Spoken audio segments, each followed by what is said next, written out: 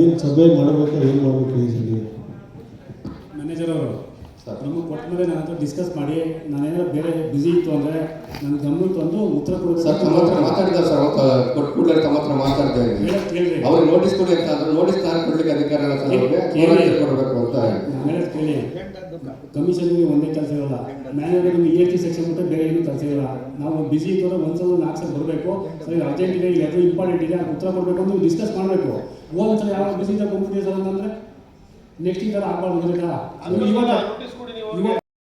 ನಮಗೆ ನಿಮ್ಮ ತಪ್ಪು ಅವ್ರ ತಪ್ಪು ಅಂತ ಗೊತ್ತಿಲ್ಲ. ನೀವು ಪದೇ ಪದೇ ಅವ್ರ ಹತ್ರ ಹೋಗಿ ಮಾಡ್ಬೇಕು, ನೀವು ಉತ್ತರ ಕೊಡ್ಬೇಕು ಸರ್. ನೀವು ಅವ್ರು ಹೇಳ್ತಾ ಇಲ್ವಾ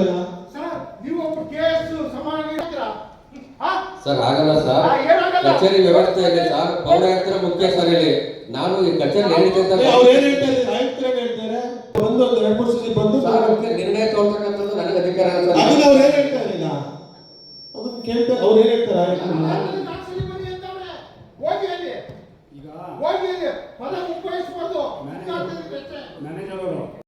ಕೇಳಿದ ಕ್ವಶನ್ಗೆ ಈಗ ಆಯುಕ್ತರೋ ಇಲ್ಲ ಮ್ಯಾನೇಜರೋ ಯಾರು ಒಬ್ರು ಉತ್ತರ ಕೊಡಬೇಕಾಗಿತ್ತು. ಇದು ಅವರ ಉದಾಸೀನತೆ. ಅವ್ರ ಇದ್ರ ಮೇಲೆ ಶಿಸ್ತುಕ್ರಮ ಕೈಗೊಳ್ಳಬೇಕು, ಇಲ್ಲ ಅಂದ್ರೆ ಅವ್ರಿಗೆ ನೋಟಿಸ್ ಕೊಡಬೇಕು.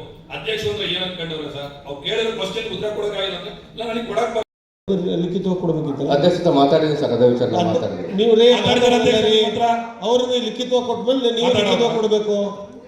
ಅಲ್ಲ ಸರ್ ಕಚೇರಿ ಪತ್ರ ವ್ಯವಹಾರ ಮಾಡಕ್ಕೆ ಅಧಿಕಾರ ಪೌರಾಯುಕ್ತರು ಸರ್. ನಾನು ನೀವು ಅಧ್ಯಕ್ಷ ಕೊಡಬೇಕಿತ್ತು. ಈ ಪ್ರಶ್ನೆಗೆ ಉತ್ತರ ನಾನು ಕೊಡಕ್ ಬರಲ್ಲ, ಆಯುಕ್ತರು ಕೊಡಬೇಕು. ಅದು ಸರ್ ಪೌರಾಯುಕ್ತರ ನಾನು ಮಾತಾಡಿದ್ದೀನಿ ಸರ್. ನಾನು ಆ ಮಾತಾಡೋದಲ್ಲ, ನೀವು ನಿಮ್ಗೆ ಯಾರು ಕೊಟ್ಟಿದ್ದು ಸರ್? ನನಗೆ ಪತ್ರ